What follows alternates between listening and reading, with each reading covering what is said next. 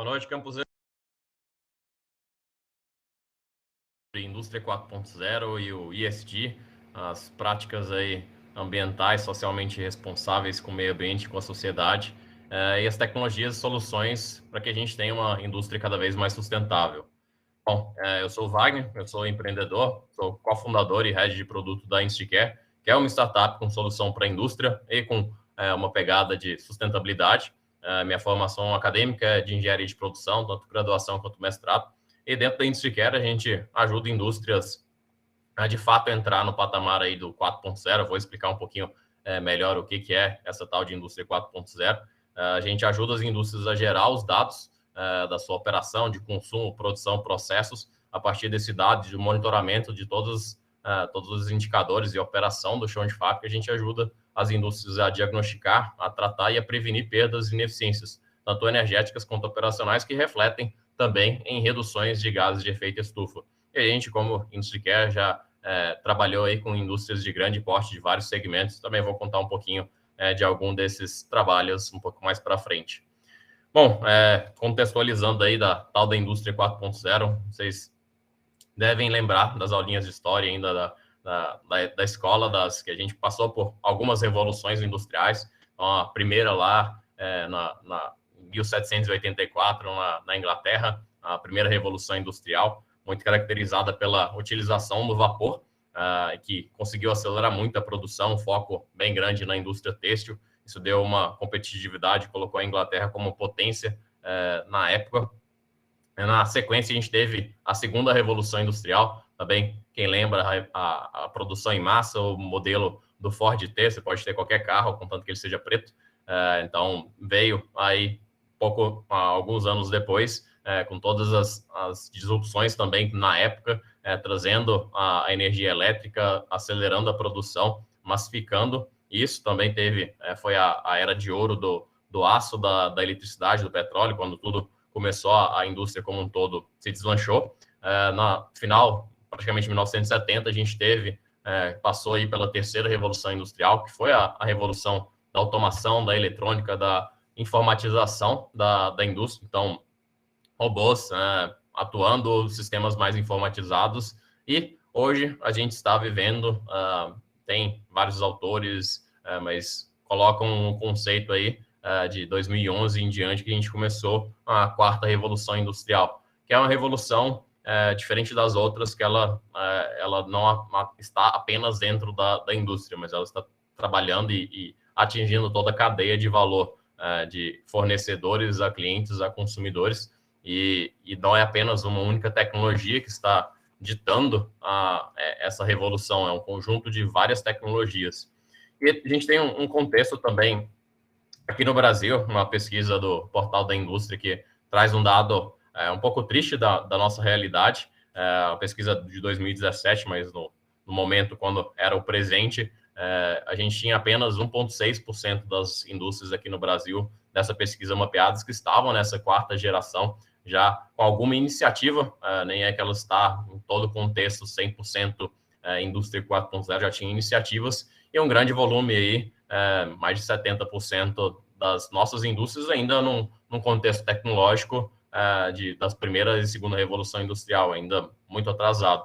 E a previsão do CNI, da indústria, é que em 10 anos, em 2027, esse número aí de 1,6% das nossas indústrias alcance cerca de 22%. Isso é um salto, mas a gente ainda tem um grande atraso em relação até países pares em desenvolvimento também do Brasil, e tem um risco bem grande nesse sentido. Então, a gente precisa, como país, investir, colocar essa tecnologia na nossa indústria, para que a gente consiga se manter competitivo com outros países também, a economia nossa seja acompanhando todas essas tecnologias. E aí, a complexidade de cada uma dessas revoluções industriais também foi exponencial. Então, as tecnologias, a primeira revolução industrial, a tecnologia da mecânica, né, a partir da máquina do vapor, que revolucionou tudo, acelerou o processo industrial. Na segunda revolução, lá, 1870, foi a elétrica, foi acelerar também, massificar essa produção. Na terceira foi a automação, que foi a tecnologia base da terceira revolução industrial. E a quarta revolução foi, como eu comentei, ela é única pela característica que não é apenas uma única tecnologia que está trazendo toda a disrupção, essa revolução, mas é um conjunto de tecnologias. E quais são elas? São 9 tecnologias que, combinadas, estão trazendo toda essa revolução industrial. Então, realidade aumentada no chão de fábrica, os operadores conseguirem, com óculos, ver indicadores no ambiente virtual aumentado da máquina, não precisar acessar um determinado sistema para ver essas informações, ter um tutorial de, por exemplo, como fazer uma manutenção no equipamento. Então, isso acelera bastante todas as frentes de produtividade, de eficiência dentro da indústria. A parte de Big Data e Analytics, quando a gente trata de um contexto da indústria produzindo grande volume de dados e tendo ferramentas também analíticas para se analisar esse volume de dados, a gente está, de novo, aí vendo muitas oportunidades de apoiar as indústrias. Robôs autônomos colaborativos também, então a evolução de tendo robôs trabalhando lado a lado com o humano e de maneira autônoma, inclusive, simulações, poder, ao invés de fazer uma mudança real na planta, fazer simulações e ver qual que é o cenário ótimo, para aí sim fazer um investimento, se necessário, para adequar, para eficientizar a operação. Manufatura aditiva, impressão 3D, isso começou na indústria, hoje também já chega a consumidores, até impressoras 3D mais acessíveis para o mercado consumidor. Sistemas integrados, então, informação não apenas integrada do recebimento de matéria-prima até o final, a expedição, a logística, mas tudo integrado, inclusive com fornecedores de dentro da planta industrial, até mesmo fora, com parceiros, com fornecedores a clientes.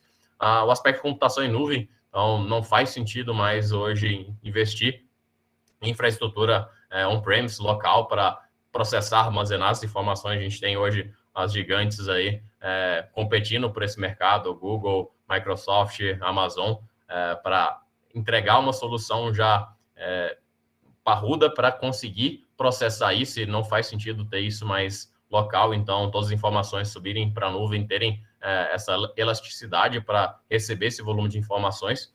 A internet das coisas, que também é algo que a gente vai aqui detalhar e contar um pouquinho mais a fundo, que é os sensores, medidores inteligentes que conversam entre si, que estão conectados na internet, e toda a revolução que conseguem trazer ao medir, ao gerar esses dados e colocar eles nessa nuvem para tudo conectar e a gente ter essa indústria mais também competitiva. E, por fim, não menos importante, toda a segurança cibernética, todos esses dados protegidos. A LGPD também é uma das práticas que vem no lado do consumidor, mas isso dentro do contexto empresarial e industrial, muito dado trafegando, dados sensíveis, segredos de processo que precisam ser protegidos devidamente. Então, essas são as tecnologias habilitadoras da indústria 4.0 que, individual e em conjunto, estão trazendo essa revolução, quarta revolução industrial que a gente está vivendo hoje.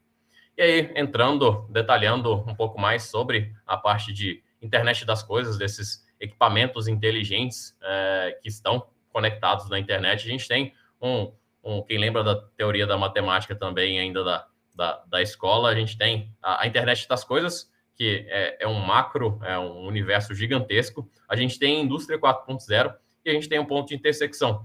E a internet das coisas industrial faz parte, é um tipo de internet das coisas, que é a internet aplicada num contexto empresarial. E o contexto aqui de quando ele tem intersecção da internet das coisas industrial, que o termo industrial não significa apenas para a indústria, é para negócios como um todo. Com a indústria 4.0, a gente tem as aplicações para medição de energia, para medição de consumo, para pegar dados de sensores de temperatura, de vibração, de pressão, entre vários outros aspectos aplicados aqui no contexto da indústria 4.0, para tornar ela tudo integrado, tudo mais conectado e trazer valor para todos os atores envolvidos nessa cadeia.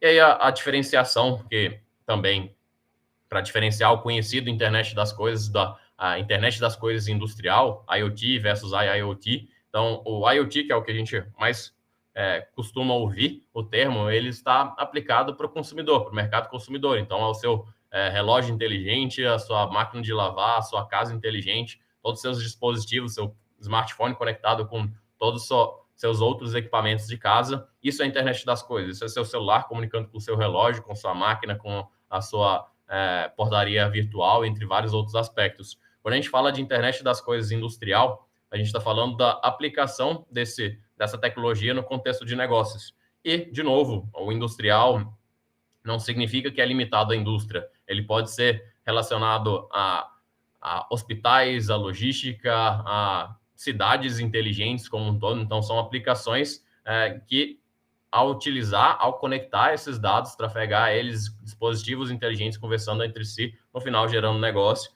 Isso é o que a gente chama de internet industrial das coisas. E no contexto de toda a integração dessa internet industrial, então a gente tem desde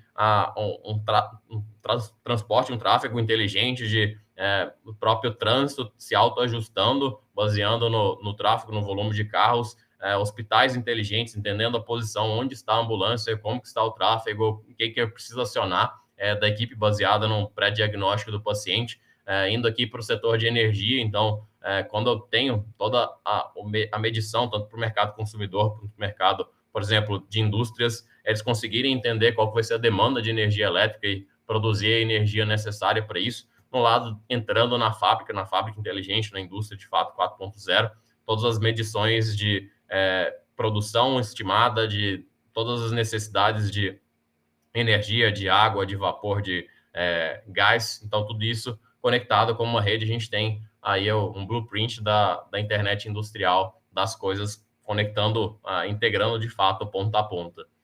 E entrando aí no contexto da indústria 4.0, a BDI traz aí um estudo bem interessante do impacto disso no Brasil, a aplicação de tecnologias da indústria 4.0 aqui no nosso país tem o potencial aí de trazer reduções de 73 bilhões de reais por ano em custos. Isso dentro deles, custos, ganhar eficiência, fazer mais com menos, 34 bilhões, apenas em manutenção, 31 bilhões por ano, e apenas em energia, 7 bilhões de reais por ano, ao se ter tudo monitorado, modelos de inteligência artificial, monitorando isso, dando previsão e apoiando os times da indústria a tomar as melhores ações no momento certo para corrigir todas essas perdas e ineficiências.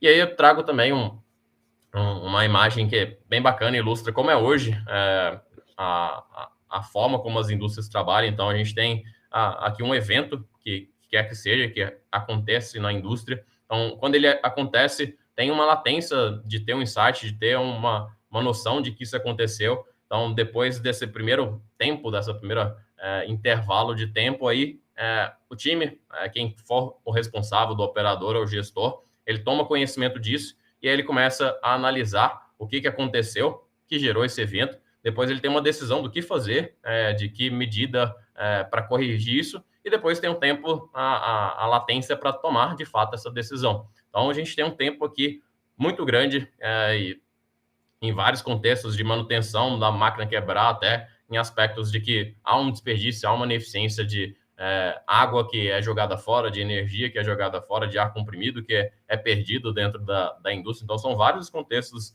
de perdas, de ineficiências, de falhas em equipamentos e processos que também sofrem de, quando o evento acontece, até a ação de correção. Então, isso daqui nos toma muito tempo, toma muito dinheiro, gasta muito recursos naturais. E quando a gente fala da aplicação das tecnologias da indústria 4.0 nesse contexto, o grande valor é reduzir essa latência. Então, o evento acontece, aplicação combinada aqui de várias tecnologias, essa latência aqui do evento ocorreu até a decisão, até a ação, ela é muito menor, até instantânea, dependendo do que for. Quando a gente monitora, tem modelos de inteligência artificial também, e tudo automatizado para tomar as devidas correções. Contextualizando, a gente trouxe aqui um exemplo de uma resistência, exemplo, queimou. Então, a gente tem um tempo aí do time poder perceber desse ocorrido, identificar que foi um problema, por exemplo, na qualidade da carga. Então, eles vão avaliar, usar algumas ferramentas aí de qualidade, identificaram a causa raiz, depois tem o tempo da decisão, aprovaram uma troca da resistência e aí o tempo da ação para ter essa resistência trocada. Isso daqui, dependendo do problema, pode ser ocorrer em questão de minutos, de horas, de dias e até meses, e outros casos ainda anos. de tamanho é a ineficiência da indústria mesmo de tomar essas ações, porque falta dados, porque tem uma cultura, tem dificuldades no quesito de levantar orçamento para fazer certos tipos de aquisição. Então, a gente está falando de um monte de obstáculos que acabam arrastando, prolongando vários tipos de problema e ineficiência na nossa indústria. E aí, de novo, quando a gente fala de aplicar as tecnologias da indústria 4.0 para esse caso desse exemplo aqui da queima da resistência, aplicando sensor de resistência, análise computacional, algoritmo de controle, atuador integrado, se a resistência queimasse, o tempo para que ela fosse trocada e de fato corrigido seria significativamente, exponencialmente menor. E aí está aí o grande valor da indústria 4.0, de a gente reduzir essa latência da decisão para que a indústria fique mais tempo produzindo da melhor forma e com maior eficiência dos recursos. E aí um gráfico bem bacana que eu trago para vocês, da Acatec, o Instituto Alemão, que difundiu bem esse termo da indústria 4.0. Então, a indústria 4.0 ela vem depois da 3.0, da era da automação. Então, a gente tem automação. Depois da automação, a gente armazenar as informações é o primeiro passo da indústria 4.0, primeiro estágio, que é informatizar, é saber que aquilo aconteceu, na verdade, o que aconteceu, ele estar armazenado em um banco de dados. O próximo passo é a conectividade. Então, você conectar esses equipamentos e ter a informação de que está acontecendo. Mas tem tudo nessa base de todos esses equipamentos estão conectados. Isso é digitalização. Mas a digitalização por si, estar conectado não é o suficiente. A gente precisa ver esse dado. Então, ajudar o time industrial a ver em tempo real também o que está acontecendo. Então, você já dá o contexto para o time. Quando você facilita e entrega a informação para quem precisa, do operador ao gestor, ao diretor, esse processo de tomada de decisão, a latência cai exponencialmente. Na sequência, a gente tem a transparência, a contextualização do porquê que um determinado parâmetro, indicador, está se comportando daquela maneira. Entender relações de causa e efeito. Ter isso transparente e visível para que o time consiga mais rápido, novamente, entender e corrigir e evitar que problemas como esse voltem a acontecer. Na sequência, a gente tem a preditividade, ter poder de predição, entender, baseado no comportamento, no histórico passado de dados, o que vai vir a acontecer. Então, isso, grande valor para manutenção. Aí tem a própria estimativa da BDI é de 34 bilhões de economia por ano no Brasil, só com soluções para ajudar a manutenção, ter uma manutenção mais preditiva. Também grande valor para a área de utilidades, de entender, baseado na minha programação da produção, quanto de energia eu vou precisar, quanto de água, de gás natural, entre vários outros. E, por fim, a adaptabilidade, que é o ápice da indústria 4.0, que é as máquinas, os processos se auto-adaptarem, não importa o que aconteça, o próprio processo consegue se auto-adaptar. E aí a gente está falando de um estágio cada vez de maior valor para a indústria em cada um desses estágios, e a latência da decisão decresce exponencialmente a partir do momento que a gente já coloca essa informação visível para todo o time da indústria. E quando a gente ainda contextualiza, mostra as relações de causa e efeito, prevê o que vai acontecer e depois coloca isso de maneira automática com apoio de inteligência artificial, a gente está falando aí, de fato, de um outro cenário, um outro nível de operação industrial. É o que a gente cunhou, nós da Industry Care, como cognição industrial. O ápice da indústria 4.0 quando a gente tiver a indústria cognitiva como o ápice da inteligência artificial, a inteligência cognitiva, a gente coloca aí a indústria nesse patamar quando tiver essa cognição automática aplicada no contexto industrial. E aí a gente ouve muito um aspecto de que dados são o novo petróleo, vide as maiores empresas de maior valor hoje no mundo são empresas de tecnologia que têm dados massivos aí de vários pontos do usuário, do mercado, do próprio processo. E a gente tem uma crítica em relação a isso, que os dados por si só, e no contexto industrial, para ter dados a gente precisa de sensores. As indústrias precisam fazer esse investimento, elas têm essa dificuldade. A partir do momento que tem os sensores, aí sim tem os dados. Mas os dados por si só, eles não valem nada. Os dados, eles precisam ser contextualizados para eles virarem informação. Essa informação, ela precisa ser interpretada para gerar conhecimento. E o conhecimento, ele precisa, ao ser utilizado, ele traz a sabedoria. E a sabedoria é o que dispara a produtividade e a eficiência na operação industrial. Então, o dado é importante, ele é a base, mas é preciso de muito contexto, é preciso de dar valor nesse dado, dar contexto, significado, para que, de fato, ele gere algum valor para a indústria. E aí, nesse contexto, a gente tem aí um tsunami de dados, a gente fala aí de Big Data, então é um volume massivo de informações, e a gente tem hoje times ainda tentando avaliar um tsunami com um copo d'água. Isso, obviamente, não é nada eficiente, você não vai ter a noção do todo, então a gente precisa também de ferramentas que consigam lidar com essa exponencialidade dos dados, e quando a gente fala de integrar, de monitorar tudo, de ter IoTs, de ter todos esses dados monitorados, a gente está falando de um universo gigantesco de informações, e não dá mais para fazer todos esses trabalhos de análise de dados de maneira artesanal. É preciso ter ciência de dados, ter ferramentas avançadas de analytics para aí sim, de novo, entregar valor para todos os clientes. E aí, contextualizamos a parte de indústria 4.0 e o meio ambiente, onde que estamos e como que casa com todo esse aspecto dentro da indústria.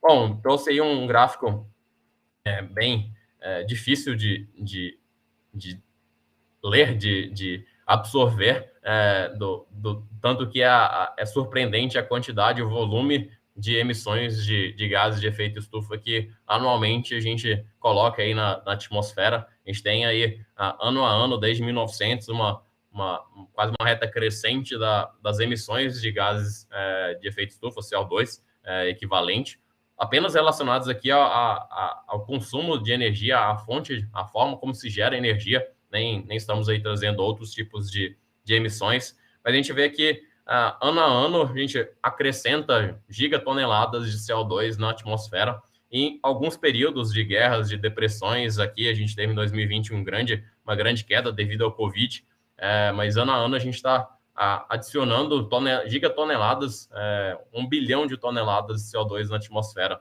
pela nossa forma de produção, principalmente industrial, e como que está impactando o meio ambiente.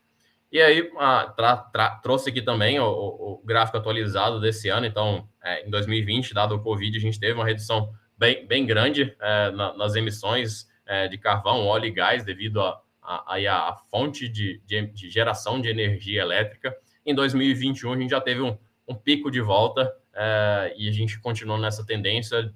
Todas as preocupações ambientais são por causa disso. A gente está seguindo um caminho extremamente insustentável, por isso hoje tanta preocupação e, felizmente, as empresas e indústrias começando a tomar as devidas ações para prevenir, para zerar suas emissões, para ter todo um processo mais verde.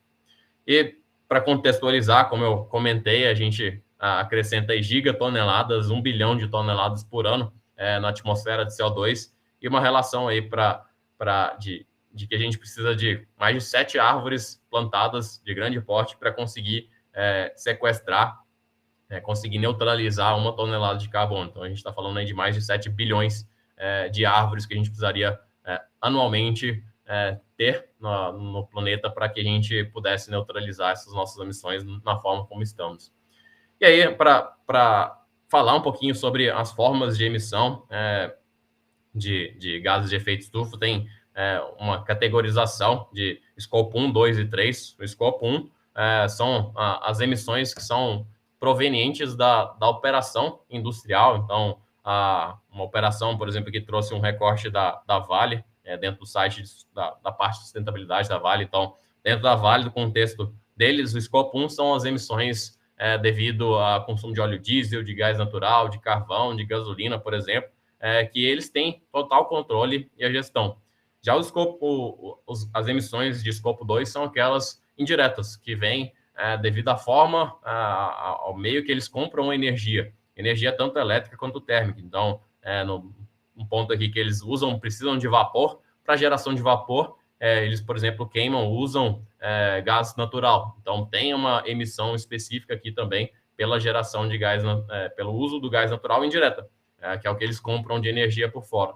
E, por fim, o escopo 3 de emissão de gases de efeito estufa, que é o da cadeia de valor, desde fornecedores até clientes. E falando aqui da cadeia do minério de ferro, da Vale, por exemplo, é uma cadeia que abaixo os clientes da Vale, as siderúrgicas, também são muito consumidores, então é algo que foge do controle deles, eles precisam também tentar mensurar e reduzir, mas é algo muito mais à frente, ajusante à própria indústria. Então, mas é algo que também é necessário ser monitorado. E aí, de novo, um recorte aí das emissões da Vale, isso do ano de 2021, que a gente pegou, 490 milhões de toneladas de CO2 equivalente por ano das emissões da Vale. Então, esse valor é extremamente alto, principalmente aqui, pelo escopo 3, que é justamente todos os clientes, tudo acima e abaixo da Vale, eles também contabilizam. Então, toda a logística, todos os clientes que usam toda a produção da Vale é contabilizado. E o que está dentro do ambiente de gestão, de controle da empresa é o escopo 1 e 2, que é justamente as emissões diretas, como que eles usam dentro da operação, e as indiretas, que são vindas da forma como eles compram energia. E ano a ano, de qualquer forma, indústrias especialmente estão atentas e buscando práticas e estratégias para reduzir essas emissões vindas do escopo 1 e 2, que é o que eles têm maior controle. Aqui um outro exemplo da Ambev, que também contextualiza um pouquinho melhor sobre essa diferenciação de escopo 1, 2 e 3 nas emissões de gases de efeito estufa. Então, as emissões indiretas relacionadas a fornecedores deles, a fazendas, a todo o transporte e a logística para chegar nas cervejarias, nas malterias, onde eles fazem refrigerante também. Então, dentro dessas indústrias, eles têm as emissões diretas na própria operação para gerar os produtos deles, e tem as indiretas, o escopo 2, que é justamente como que eles compram energia e onde eles têm todo o ambiente de controle. Depois das cervejarias e das fábricas de refrigerante, eles têm, de novo, o escopo 3, que é toda a logística para chegar até o consumidor final. Então, o ambiente que eles têm maior controle é aqui, são dentro das cervejarias, dentro da própria indústria, que tanto as diretas da sua operação, quanto da forma como eles compram energia. E a gente tem uma prática bem importante, que hoje no Brasil, cada vez mais indústrias estão aderindo, indústrias e outras empresas, que é fazer um registro público das emissões. É um programa chamado GHG Protocol, que em inglês GHG é gás de efeito estufa, que registra todas as emissões nesse escopo 1, 2 e 3 das empresas. E uma forma, a FGV, liderando esse programa aqui no Brasil, adaptou do modelo internacional e ano a ano recebe essas declarações, esses registros de grandes empresas. A gente tem um site que a gente pode conferir, tem várias empresas já participantes que, inclusive, são avaliadas, tem terceiros que avaliam todo esse inventário, essa declaração de quantas toneladas, qual foi a emissão de gases de efeito estufa. E aí um relatório, um exemplo que o pessoal da FGV trouxe, só apenas de escopo 1 dessas empresas que abrem esse inventário, esse registro das suas emissões, a gente teve aí 150 milhões de toneladas de CO2 equivalente. E apenas de indústria a gente vê aqui nesse diagrama de Sankey, que divide o 100% e para onde que vai. Então a gente vê aqui a grande representatividade das indústrias nessa emissão de gases de efeito estufa. Por isso também a grande responsabilidade delas de poder fazer ações para corrigir, para mitigar e reduzir e até zerar essas emissões. E dentro desse site também, do protocolo, Programa Brasileiro de GHG Protocol, a gente vê aí, ano a ano, os registros das emissões. Então, nesses 3 escopos que eu comentei, a gente pode ver, inclusive, dentro de indústrias de qualquer uma das empresas, trouxe aqui de exemplo a Fiat Chrysler, que tem aí, em 2019, foi o último ano que eles registraram emissões chegando a 100 mil toneladas de CO2 equivalente. Já, por exemplo, a Suzano, que tem um processo que usa, por exemplo, mais gás natural, já tem uma emissão na ordem de mais de 3 milhões de toneladas de CO2 ano. Então, bem importante ter essa transparência, as empresas estão sendo exigidas isso, e esse é um canal que a gente pode consultar até para cobrar todas essas empresas das iniciativas que elas estão fazendo. A Suzano, por exemplo, e várias outras, já tem várias iniciativas e programas para descarbonizar, para mitigar e reduzir seus impactos ambientais. A Vale, por exemplo, em documentos para investidores, traz seu compromisso com sustentabilidade. Ambev é a mesma coisa, entre várias outras, em todos esses 3 escopos, como que eles vão atacar essas emissões de gases de efeito estufa com frota elétrica, com logística reversa, ter um compromisso com plástico, ter eficiência energética, que é usar melhor a energia elétrica, a energia térmica, que é, por exemplo, o gás natural, a água, entre vários outros aspectos para gerar a mesma quantidade, o mesmo volume de produção, todos os aspectos de bacias hidrográficas, florestas, uma agricultura regenerativa, ter geradores ecológicos, então energia renovável também. Então, tudo isso, tanto interno dentro da fábrica, quanto externo, né, da logística até o consumidor, é um compromisso, é uma visão de fato 360 de todo o impacto e emissões que as empresas podem e devem avaliar para tentar mitigar e reduzir. Aqui, de novo, um outro material da Ambev, bem bacana, que mostra dentro do que eles têm de controle, né, das emissões de escopo 1 e 2, várias ações que eles já estão fazendo. Eu destaco aqui o aspecto de modulação fabril, que é justamente usar um pouco mais da inteligência, do conhecimento do processo, de quanto que eu vou precisar produzir, por exemplo, de cerveja, e eu modular a minha fábrica para apenas ligar os equipamentos na capacidade, baseado na necessidade do volume de produção. Então, isso é algo que é necessário. Vários tipos de indústria, como cervejarias, com outros segmentos que têm uma demanda, um ciclo sazonal. Os consumidores compra em certas épocas do ano com maior intensidade ou outra. Então, é importante, as fábricas são dimensionadas para momentos de pico, e quando não estão nesses momentos de pico, devem sim fazer essa modulação para eficientizar, para não deixar equipamentos com uma capacidade desnecessária, desperdiçando assim todos os nossos recursos naturais. Outro exemplo também da Ambev, de escopos 2 e 3, por exemplo, aqui a forma de comprar energia, eles estão já investindo na geração via painéis fotovoltaicos, e isso só representa aí, eles reduzindo quase 5 mil toneladas de CO2 por ano, que vale a quase tirar 2 mil carros das ruas, ou plantar mais de 30 mil árvores por ano. Então, aí a gente entra no aspecto do tal do ESG, né? As práticas de sustentabilidade, de formas de respeito, de liderança, de lidar com pessoas, todas as políticas internas de diversidade e de governança. Então, o ESG, ele resumidamente, ele representa um conjunto de valores e critérios éticos que as companhias precisam desenvolver com o objetivo de melhorar tanto o seu relacionamento com o meio ambiente e com a sociedade. E é sinônimo de ter uma empresa que é tanto sustentável e socialmente responsável.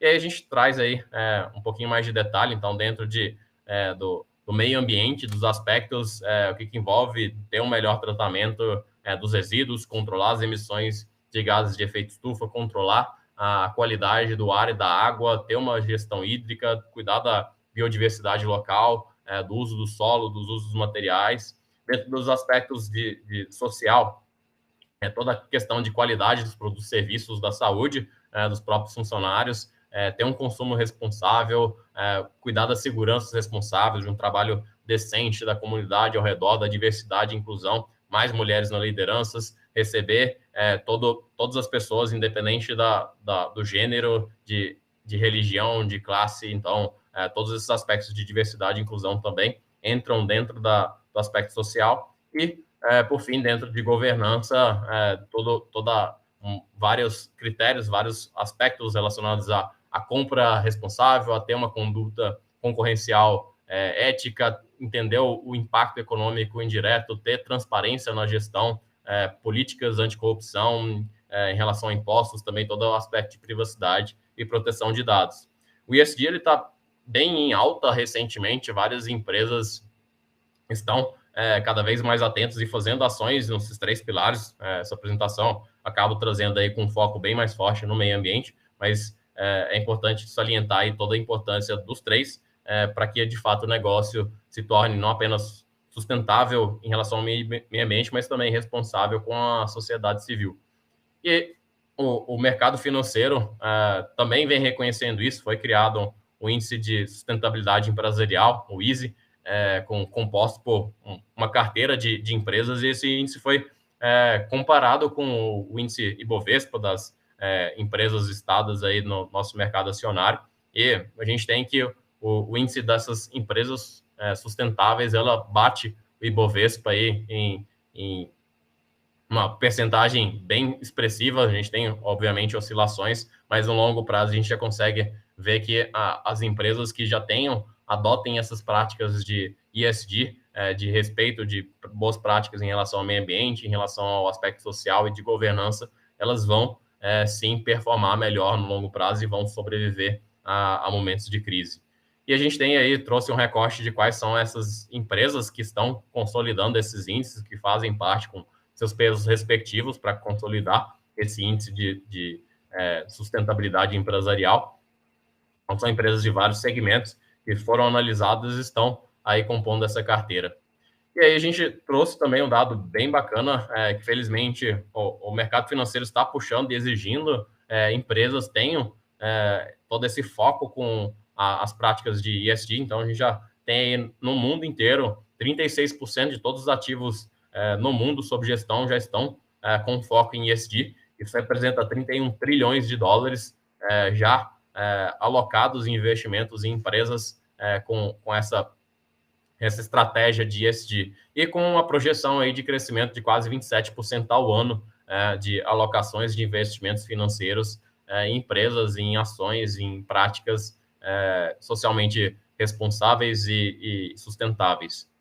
E aí, para a gente já entrar aqui na reta final da nossa apresentação, traguei alguns cases de soluções de indústria 4.0 com uma aplicação em ESG, de novo, mais com foco aqui em sustentabilidade, no pilar de uma preocupação com o meio ambiente. Então, tem um estudo bem bacana da Distrito, que trouxe aí dois relatórios já até o presente momento, traz uma visão do setor de ESG e das startups que têm frentes e soluções para ESG. Então, são mais de 30 setores, desde água e energia até soluções relacionadas à gestão, a recursos humanos, a mobilidade, a direito. Então, são centenas de startups já atuando no mercado, entregando valor para não apenas indústrias, mas empresas de todos os segmentos.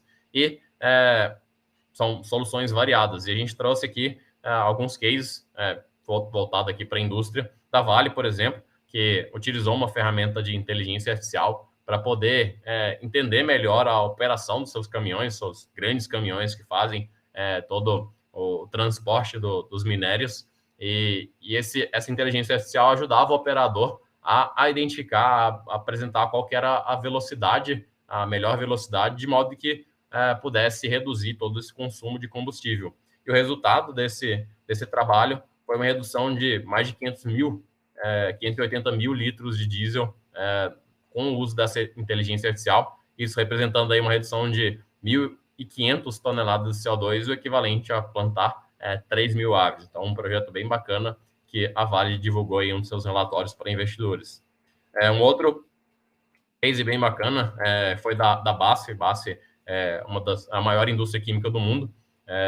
Ela é dona de vários produtos que abastecem nossas indústrias e a gente, como consumidor final, acaba não conhecendo, mas que vai para indústrias, produtos químicos que servem, por exemplo, para gerar detergente que a gente usa nas nossas residências. A Suvinil, por exemplo, é uma das marcas da BASF, então é uma gigante aí, química. E eles fizeram vários anos aí projetos de eficientização energética, tendo monitorado, usando aí dispositivos inteligentes, usando esses dados a seu favor.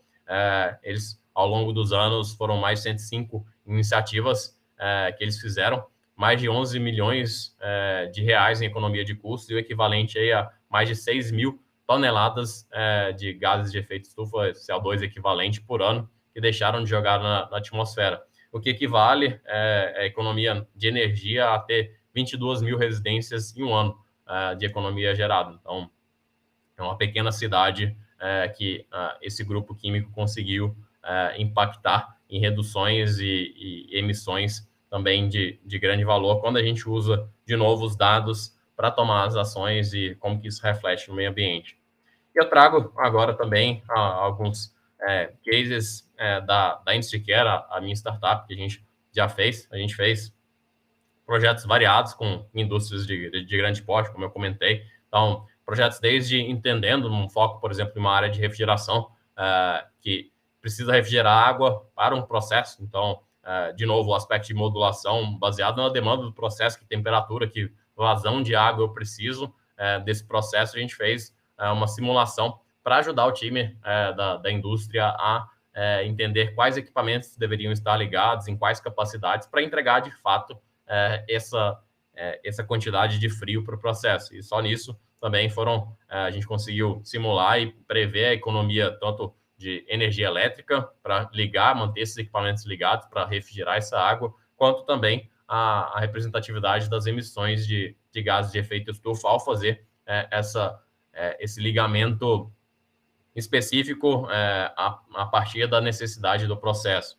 A gente também fez projeto de inteligência artificial com uma dessas indústrias que a gente entendeu características do produto e do processo, do tipo do produto, e conseguiu prever qual foi os parâmetros que impactam numa variável que define para onde esse produto pode ser exportado para o mundo. Então, são mercados que são mais exigentes e menos exigentes, e dependendo desse parâmetro, a indústria só pode exportar para certas localidades, e isso impacta também na margem do lucro deles. Então, a gente fez uma inteligência artificial para entender essa correlação entre esses vários parâmetros que impactam nesse indicador, que é o mais crítico para eles e que define para onde eles podem exportar seu produto. E a partir disso, a gente entregou esse modelo com uma acuracidade aí de quase 97% desse modelo de inteligência artificial para prever qual que seria esse valor desse parâmetro baseado nessa outra dezena de outros parâmetros que impactam esse indicador. E a gente ainda não deu continuidade nesse projeto, mas todo o valor ao ter essa melhor previsibilidade, preditividade de qual seria esse indicador, poder, inclusive, fazer toda a alocação, uma logística mais eficiente da empresa já para, com todos esses produtos classificados, eles poderem, inclusive, ter um impacto bem significativo em toda a logística, a compra e depois a distribuição dos seus produtos baseado nessa previsão. A gente fez também um projeto que eu já vou abrir com vocês, com a Mineração Rio do Norte, em um dos programas de inovação que a gente participou com eles. Então, a Mineração Rio do Norte tinha como desafio aí, eles têm uma usina termoelétrica, eles usam combustível fóssil para gerar a própria energia, então eles usam esse combustível para gerar a energia que abastece o seu processo, as suas instalações industriais. Então, o desafio que eles tinham é que cada operação, cada setor tem um consumo específico, então tem um quilowatt-hora por tonelada, por exemplo, de minério que eles usam, e eles têm medições feitas em várias dessas áreas, então eles já estão bem maduros em questão de quantidade de medições que eles possuem, e dados variados que a gente conseguiu trabalhar com eles, eles estão bem maduros, então tem medições de consumo de energia, de pressão, de consumo de combustível, entre vários outros aspectos. E aí, como parte desse projeto que a gente fez com eles, o primeiro aspecto foi padronizar esses dados. Então, como a gente pegou dados que vieram de várias bases, várias tabelas, então o primeiro aspecto é a gente receber esses dados, fazer de fato uma mineração, uma higienização desses dados para entender, para contextualizar eles dentro do nosso ambiente de software. Na sequência, a gente colocar eles visíveis. Então, a partir do momento que eles estão padronizados, a gente consegue organizá-los e colocar para todo o time industrial conseguir ver esses dados em tempo real. Então, se vocês lembrarem do aspecto lá da indústria 4.0, a visibilidade, a gente conecta tudo, monitora em tempo real, mas isso ainda está numa tabela que quem precisa ver o dado não o vê, ele precisa acessar um sistema. O grande valor já está de você tornar esse dado visível, trazer ele em tempo real em dispositivos variados de smartphone, a tablet, um web, desktop mesmo. Então, ao trazer o dado, uma granularidade e poder monitorar em tempo real, como foi o caso, tudo isso a gente já consegue também agregar mais valor. E com esse dado, essa visibilidade desses dados, a gente também trouxe transparência, entender de novo as relações de causa e efeito, entender relações de consumo específico. Então, para quantos quilowatt-hora de energia a mineradora gasta por tonelada de minério, isso eles já monitoravam, esses indicadores de consumo específico, quilograma também de óleo, de combustível fóssil, para cada megawatt-hora de energia gerado. E a gente consegue, monitorando isso, inclusive fazer previsões de comportamento. Criamos uma linha de base mostrando a projeção desse comportamento ao longo do tempo e matematicamente mostrando a tendência em relação a isso. E também do aspecto das emissões de gases de efeito estufa, de CO2 equivalente, também por megawatt-hora de energia gerada. Então, como aqui eles são uma usina termoelétrica, eles queimam combustível fóssil para gerar energia. Então, na fonte deles de geração de energia, eles têm o seu impacto ambiental, e a gente também fez um módulo para eles conseguirem prever e estimar essa emissão. E a partir daí, a gente fez um modelo de inteligência artificial para essa mineradora, apoiando eles a entender essa relação do consumo seu de combustível com a geração, chegando aí, alcançando um modelo de inteligência artificial com eles de 99,21% de acuracidade nessa previsão de quanto de energia elétrica eles vão conseguir gerar a partir de parâmetros do total de combustível que eles gastam, da temperatura de seus geradores. E os impactos desse trabalho nosso foi trazer maior transparência de dados para o time, então eles terem isso mais visíveis em analytics, em dashboards, para conseguir tomar decisão, ver o que está acontecendo em tempo real. Monitoramento em tempo real, como eu comentei, ter uma padronização operacional. A gente criou uma série de alarmes para ajudar, e a operação tem que ficar dependendo em limites de operação, limite inferior, superior. Então, a temperatura de um equipamento ele não pode passar de um certo nível, nem para cima, nem para baixo, pressão, a mesma coisa. Então, a gente ajudou eles nessa padronização, monitorando esses pontos e ativando alarmes quando esses parâmetros não ficassem dentro desses limites de operação. E, claro, o aspecto de ter decisões mais rápidas e assertivas, é o que eu comentei, da latência da decisão. Quando a gente tem o dado em mãos mais rápido, a gente tem modelos que ajudam a entender relações de causa e efeito, inclusive fazer preditividade, a gente consegue apoiar todo o time em tomar decisões muito mais rápidas e melhores. E, por fim, o grande impacto aí que a gente também trouxe é ter uma maior previsibilidade do consumo específico. Isso apoia no sentido de entender, baseado na produção, baseado no contexto da indústria, quanto que ela vai gastar de energia, de combustível. Isso, como um todo, dá um poder e um diferencial bem grande em relação ao contexto industrial. E aí, para fechar a minha fala, trago aí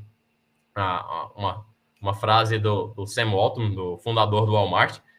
Ele não tem nada a ver, obviamente, com ESG, nem com sustentabilidade, nem com indústria 4.0, mas ele traz uma frase que eu acho que é bem bacana para nós, consumidores, refletirmos, que só existe um chefe, um cliente.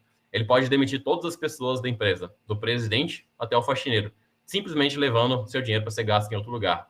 Então, a reflexão que eu trago para fechar aqui é que nós, consumidores, a gente tem o poder de exigir, de demandar que todas as empresas, todas as marcas que a gente consome, que elas sejam mais verdes, que elas se preocupem com o meio ambiente, que elas adotem tecnologias. Eu comentei, tem centenas de startups aí de soluções de tecnologia com inteligência artificial, com IoT, com visão computacional, com vários outros aspectos, soluções que já existem validadas e de grande qualidade, que podem ajudar essas empresas a serem mais eficientes, a serem mais lucrativas e serem também mais responsáveis em relação aos seus impactos com o meio ambiente. Então, nós, como consumidores, temos esse poder, temos esse dever de exigir que essas empresas comecem e passem a cuidar melhor dos nossos recursos e ter processos mais eficientes, eliminar todos os seus impactos ambientais.